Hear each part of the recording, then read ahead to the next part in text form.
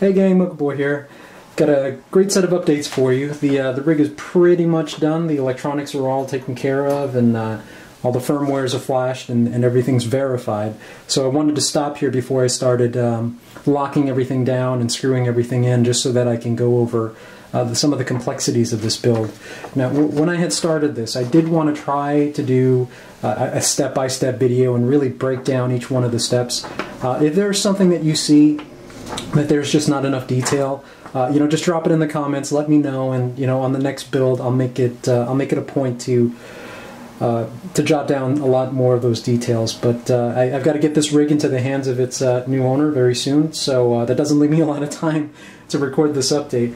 So yeah, let's get to it. Before we get into the rig, I just wanted to talk about some of the tools. You've probably seen me mention this in a couple of the other soldering videos that I do, but I have some 28 and 30 gauge wire available and on hand, and if you're going to have any three colors, just make sure you get black, red, and yellow, and then anything after that is fine. You'll find these on eBay. They're a couple of bucks for like 30 feet worth of wire. You have to wait a couple weeks to get them, but very handy to have. It's 7-strand, either 28 and or 30 AWG wire. Now I typically use 28 because it is a little bit beefier, and it does handle the soldering iron a little bit better than the 30. And the 30 is so thin in some cases that it probably won't survive a lot of plugging and unplugging. But for the fine pitch connectors that we use in a lot of these rigs, especially on those components there, really nothing bigger than 28 AWG will fit nicely. I mean, you'll get 24 and 26, but it's definitely challenging. And as far as connectors are concerned, except for the fine pitch connectors, have a good supply of servo connectors. You'll find these on Pololu in their connectors category, but get the male and get the female. These you'll probably use in a 2-to-1 ratio to these, so make sure you have extra of those. And then of course get the accompanying header housings that go with these in 1, 2, 3, 4, 5, and 6 pin housings. You'll use them all, but the ones that you'll use the most often, interestingly enough, are the 1-pin housings, the 2-pin housings, and then 3 and then 4 in that order. At least that's been my experience with all of the builds that I've done. Something else that we need, and I'll cover in detail in another video, is a copper tape. This is copper adhesive tape. We need this for the Mobius camera. I did some RF scans earlier, and I'll cover this in another video, but this does spew on the 433 control band, and it's just strong enough to be able to hit the receiver and impart some of that noise signal onto the receiver's control. Onto the receiver's control band. So one of the things that you can do to mitigate that and attenuate a lot of that radiated power is to just wrap the Mobius in some copper tape. This will completely cancel it out. Again, you can get this on eBay. Just search for copper adhesive tape and you should be fine. Sorry, and then as far as hand tools go, these are among my screwdrivers set, probably the 2 tools that I reach for the most. This Paladin wire stripper. Let's see, that's the P20, and then the Engineer PA09. This gets you all the way down to 1 millimeter pitch pins, so really handy. If I lost either of these tools, I'd be on Amazon in 15 seconds ordering another set, so good stuff there. Alright, so let's move into some of the customizations here. So let's start on the outside and then work our way in, and I'll explain some of the customizations that were made along the way just to make this all play together.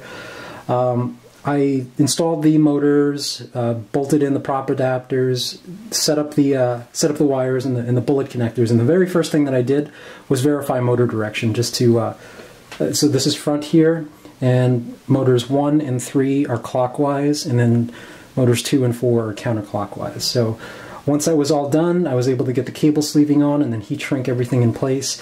Don't really need to tie these down because these were cut to length and they're not going to be moving.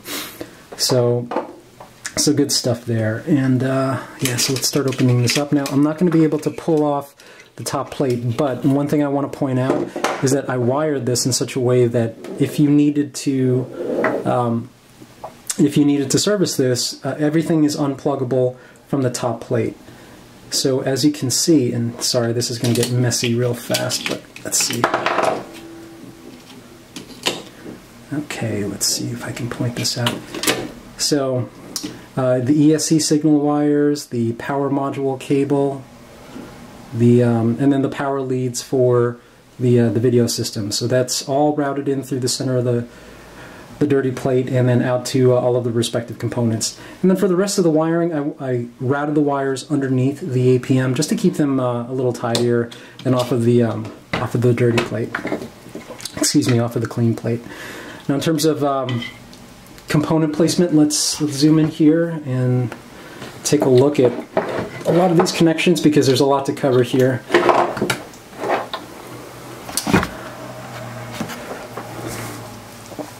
Now, unfortunately, I didn't get a picture of this before I did this, but because we're using the external magnetometer, because we're using the external magnetometer and compass, there's one modification that you have to make to your board, and especially if you have the RC Timer version of this, and that's go in and cut a trace. I'll probably flip over to a desktop recording and show you where that trace is. It's simple. Just grab your X-Acto knife and just go, and you're off and running. Just make sure that you double check with your multimeter in continuity mode just to make sure that there's no connection between those pins.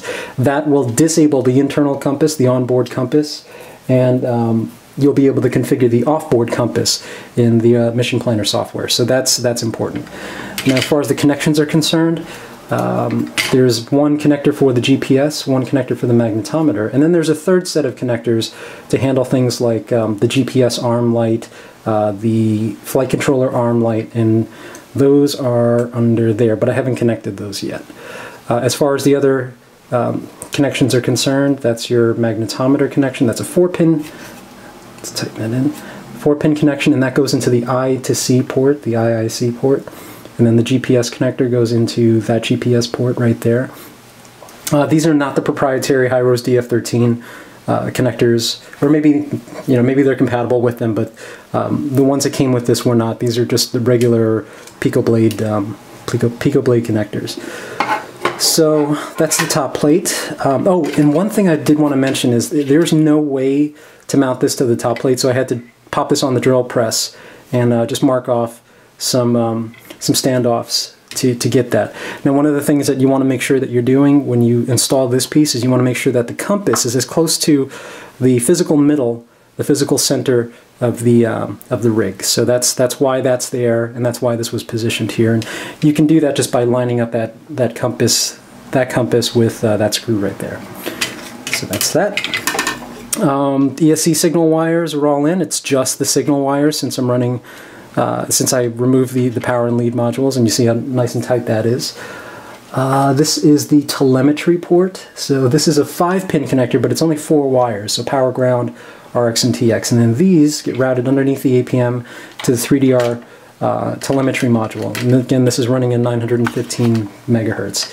And wow, I have to tell you, if you're thinking about getting an APM board, don't even think twice about getting the telemetry module. It's only a few more bucks, but it really makes the process of setting this up so much easier. You're not going to have to worry about having to hook in the board via USB, and these things just work. There was no configuration. I popped the accompanying ground module. Let's see if I have it here somewhere.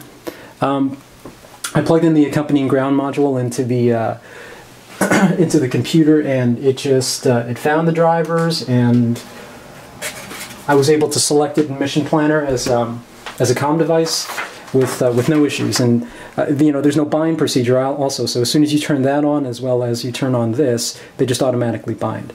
Now, one of the other things that I did do, and oh man, I wish I hadn't routed these. In order to pair this up with the MinimOSD, and this is running the MinimOSD in slave mode, what you have to do is you have to take the transmit line and you have to split it off, and that's transmit from the APM board to the telemetry transceiver. And in this particular case, it's going to be the yellow wire. And let me see if I can pull this off. Okay, on the telemetry module, it's going to be the pin that goes into the RxD pin, and in this particular case, it's the yellow pin. So you take that wire, you split it off, and then you send the other wire, the other yellow wire, into the receive port of the MinimOSD. So you'll send that into the receive port of the MinimOSD. And on the MinimOSD side, we'll only have 3 connections. We'll have ground, power, and then the transmit from the APM into the receive pin of here. And what you're doing is you're basically hijacking some of the traffic that's going from the APM into the 3DR module, and then you're overlaying that data onto the video stream and then sending it out. And oh, you know what? I forgot to mention, this is actually a pretty important point. This is the RC timer module, and unfortunately, let me see if I have an example of one of the other boards. So, you know, an unfortunate thing about, an unfortunate side effect of the MinimOSD modules is that they happen to be fairly noisy on 433, and it's for a couple of reasons. I have another video in the works to display the issue, but one of the things that we've done to mitigate this, let me see if I can get focus going here. Sorry, one of the things that we've done to mitigate this is to completely remove the voltage regulator from the mix. That means, in this case, we'll only be feeding in a ground signal as well as the video signal, but not the 12-volt rail into the video pins. On the original version, or the original schematic of the MinimOSDs, there was this little pad right there that you solder up, and that's what bridges the analog ground to digital ground line and allows you to power the max side of the chip from the Atmel side of the chip.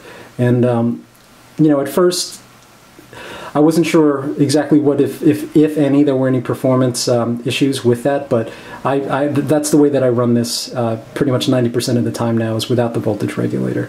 This is set up for another rig where I have RSSI and you know, some other sensor inputs going into some of the analog digital converter pins there.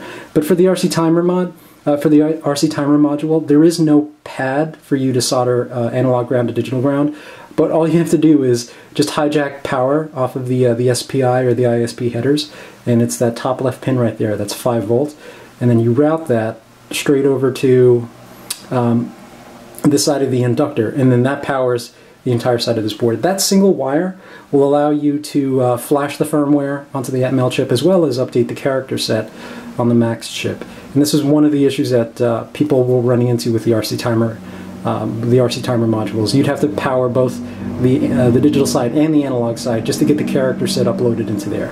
But with that one wire, we power both sides. And one of the other things that I did is I cut the trace on the 12-volt rail. It's microscopic. You're probably not going to see it, but it's right in there. And that's just to make sure that 12-volt doesn't get into there while this is powered up and then, you know, fry the board. So try to idiot-proof this if at all possible. So very important here. Again, the 3DR module, telemetry module.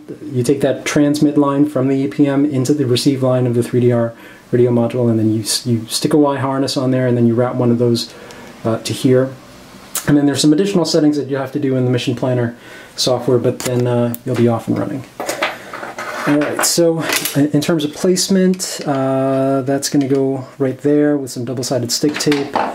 And then the 3DR module is going to go there, kind of canted off to the side. And then, so push that off to the side. And the last thing I wanted to cover was just the power module. So this is a separate power module, and if you recall, this is the adjustable DC-DC voltage buck regulator. And this is taking up to, I think it's 24 volts in, but this will be taking 16 volts on 4S, and then it's going to be stepping that down to a safer 12-volt range. And we'll be able to power the camera. This is the PZ0420 in a 3D printed case that I put together. And if you're interested in this case, this is on Thingiverse. Just look up Mochaboy, and you'll be able to find that. This is the PZ case with the tabs cut off, so it is a little bit smaller. I think it's 32 millimeters edge to edge. And then this will probably go in underneath the nose, just underneath the just underneath the nose there, and then the Mobius will go on top after it's wrapped in copper tape. And then the power and the wiring, it's just 3 wires that go into there. So it's just video, let me see, it's power, ground, and video. I never remember. Yeah, so VCC, ground, and then video. And then those will go into the MinimOSD, and then from the MinimOSD into the video transmitter, which will probably be sitting right about here. I haven't decided yet. We'll see how it all weighs out. And then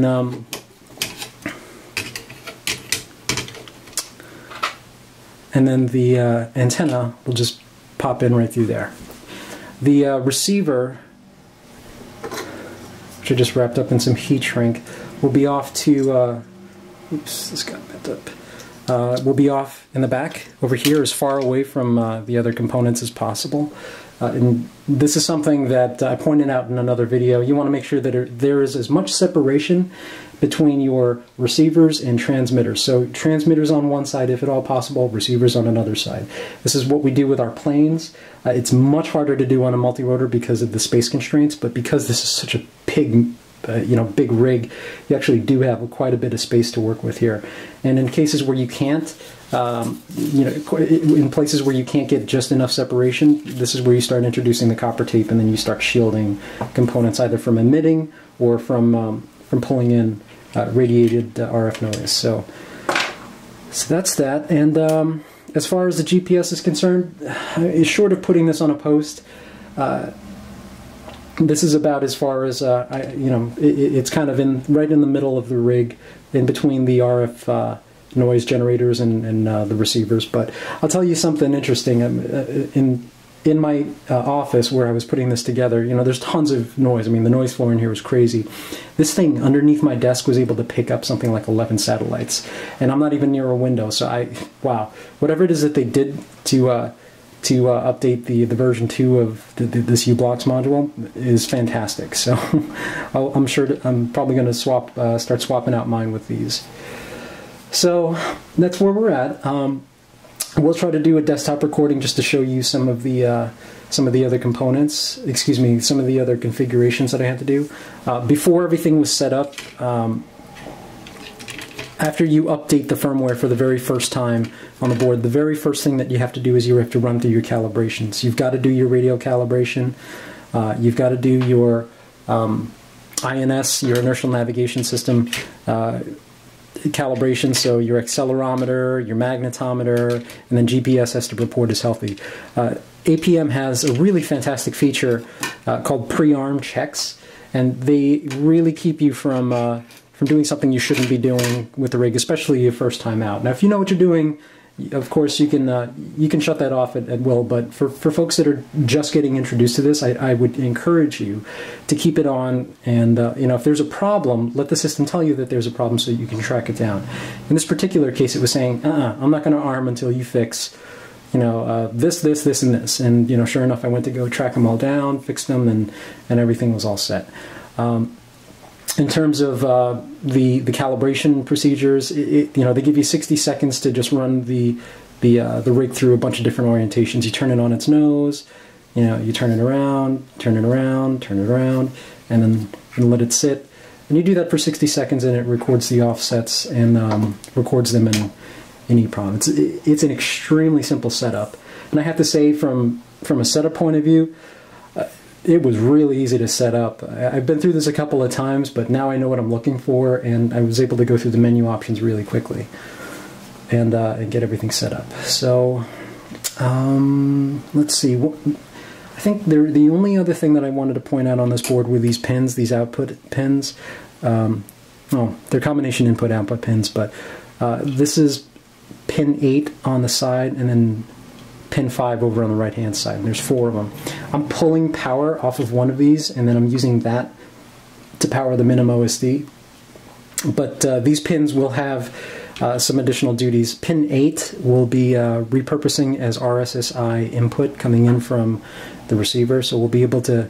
I have to do a little bit more work I have to build an RC filter, a resistor capacitor filter, to take the high frequency PWM output, RSSI output, excuse me, from the OpenLRS, and then turn that into an analog signal, and then feed that into there, so that the APM can take that, process it, and then include it in the Mavlink payload that gets transmitted out to the telemetry modules, and then of course into your OSD.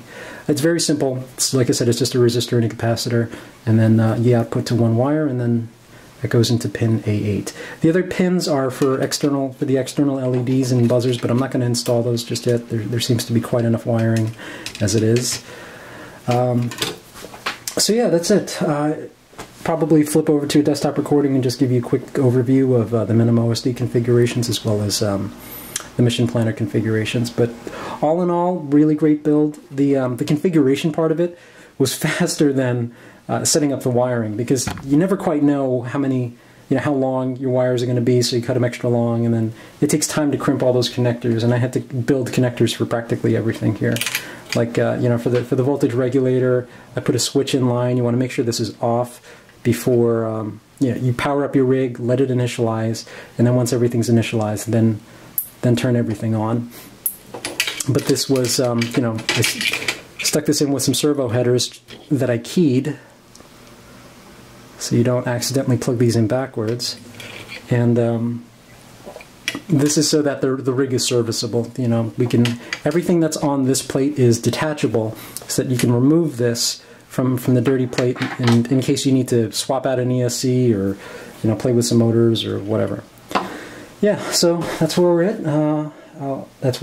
I'll probably just flip over to a desktop recording and do a quick walkthrough of the system. Thanks.